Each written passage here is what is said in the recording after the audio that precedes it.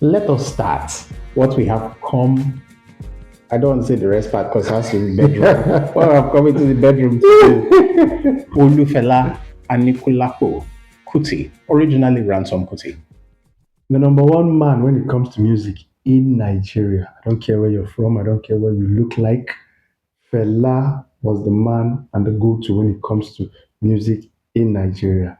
He introduced Afrobeat to the Nigerian scene, and he was also a freedom fighter. Indeed, Afrobeat was an invention, a musical invention of the man known as simply as Fela, a variation or a modification of the jazz genre, which was what he was doing originally.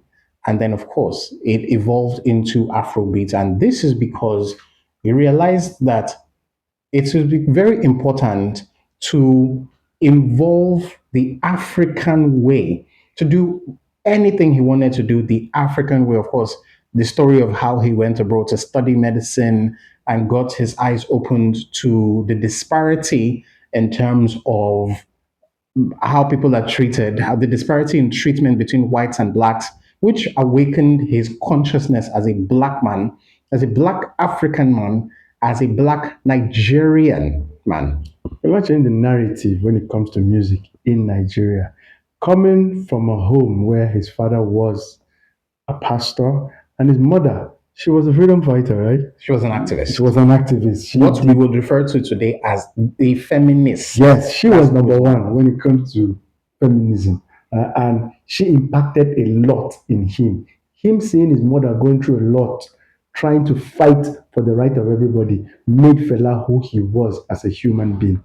Nigerians know him very well because of he fought for the freedom of Nigerians no matter what. No matter what you did, Fela made you stand out. He wanted you to know that you were more than what you were told you were. Yeah. And that's who Fela was. He was somebody who used his music to pass messages, beautiful messages, just to show you how and who, as an African, you were supposed to be. And of course, this what this also meant to him, and one of the many reasons Fela was, is, and will forever be the outstanding being that he is. I don't even know how to speak of him in past tense. Is the fact that whatever first of all, he had a clear idea of wrong, right, and that's reflected in his music. The uncomfortable truth about the reality that we were all that was seen, that everybody could see at the time, that many people felt too oppressed, too incapacitated, or too scared to speak of. Fela boldly stepped forth and put his voice to that truth continuously, regardless of how many times he was persecuted by the government of the different days. He was said to have gone to prison virtually 200 times. But in all, he never persisted. He never slowed down. He kept on emphasizing what it is for a Nigerian or an African to be who you were supposed to be. Now, he existed during an era where the military ruled Nigeria. And you know, with the military comes with an iron fist. And he did everything to make sure that no matter where you're from as a military man, no matter your power, even the military men were in love with him. My dad was a military man and he ended up going to the shrine virtually every weekend. Why? Because of what he was expressing as a human being. You listen to songs, and the sweet thing about everything is that the songs he sang 50 years ago are still relevant till this time. That's to show you the kind of a legend he was. Your songs has transversed from your generation to other generations. That's to show you the kind of impact Fela made in people's life in every aspect. Songs like Zombie, we all know what zombie means. You float wherever the current is. And right now in Nigeria, everybody flows to wherever the current is just to make one or two bucks. But Fela was that man. He didn't really care. He dared whoever the government of the day was. And his music, oh, don't get me there, man. Afrobeat was something. Absolutely. Fela, I would say, and I would make bold to say that if you knew Fela and what he stood for and the music he made and how he lived his life, you would be able to relate to with him, with the man, even now on four different levels. There's Fela the man, there's Fela the philosopher, there's Fela the musician, and there's Fela the activist. Of course, in the course of this series, we're going to delve into each of these roles he stood for, sometimes simultaneously, and how he did it so well, and why the impact was so felt even up till now. Fela dared everybody. He didn't care who you are. You were a religious And he didn't say it because he person. wanted to offend you. No, no, He no, said no. it because The it way needed it to be said. Right now, we have a generation where people respect our men of God, our imams, and everybody. But Fela didn't really care because he knew who you were under you. Everybody he could said get it. Everybody, white, black, wherever you're from, Politician, pastor. you are getting it. And he told you hard. He told you the truth hard. Yeah. You had to take it or you leave it. The only thing you could do was just to arrest him. I'm talking about Fela, his personality as a Yes. human being. Yes. He was somebody that liked to express himself. There were no musicians that could live free the way Fela did. He had money, and he didn't let the money get into him. He didn't let the fame and the money get into him. He was still the same man he was from when he was a young man down to when he was old. Yes. He didn't care. He lived in a house where he had so many people to show you the kind of love he had as a human being. Many of those people were his wives. Yes. Well, he had his band and everybody lived in his house. His family members, they were all together. That shows you the kind of love he had for everybody. And he didn't care you were Yoruba, you were Igbo, you were Hausa. Come in. Just come in, man. And that's how Fela was. And that's why everybody liked it. I'm another man because of my dad, but my dad kept on going to the shrine because he could speak Yoruba and all that. Yes. And there was no discriminations. So long as you stood for what he stood for. And again, as an African man, he went with the African religion. The Kalakuta Republic, which was his house, was a space where everybody could gather and do whatever you want to, no matter what. That's beautiful. I have stories. And of course, as you're watching this, it will not be out of place for you to share the stories you have of Fela, what you heard, what your parents told you, or what you experienced in the time, if you were alive or if you were fortunate enough to experience Fela in his day.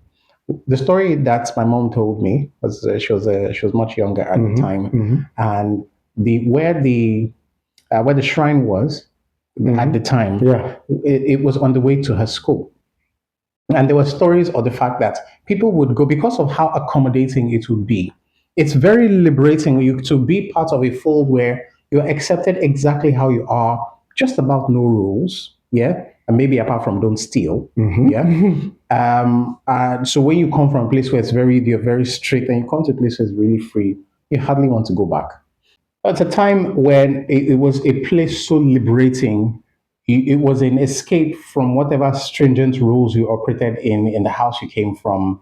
Some people didn't even have a place to stay, it was open to them. But of course, some people would go in and not want to return. So that warning came that, oh, don't go inside there. Well, if you go inside there, they won't let you come out again.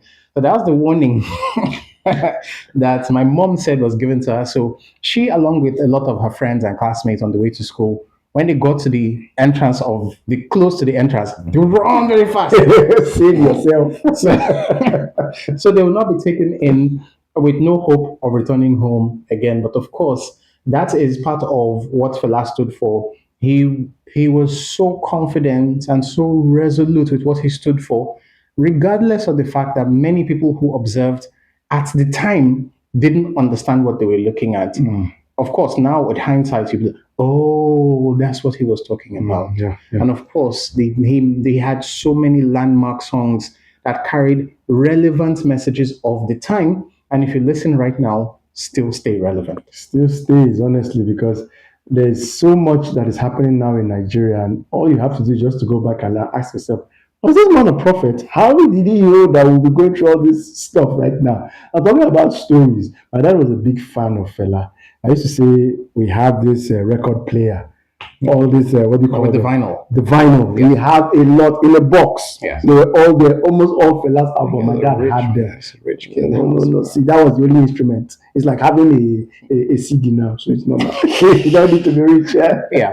So he talked about how a scenario where when federal government came to attack the house where the family was. Now they were visible members of Kalakuta They came to Republic. attack Fela's house. Yes, Fela's house. And Yes.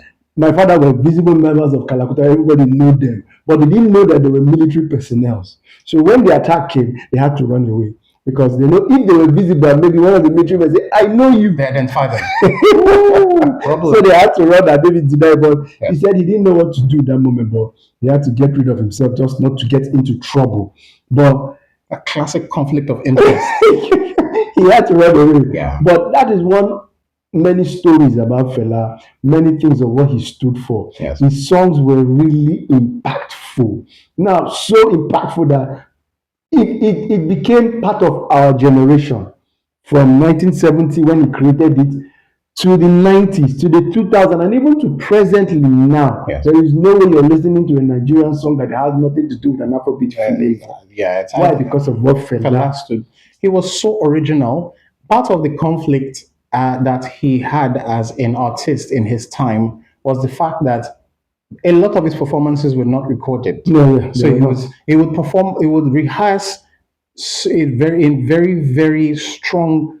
Well, I'm using strong as the adjective now. There's stories we heard about the rehearsal routine, but it was very intentional about what he wanted to hear as the piece he would present on stage. So you would rehearse hours and hours and ensure you got it right.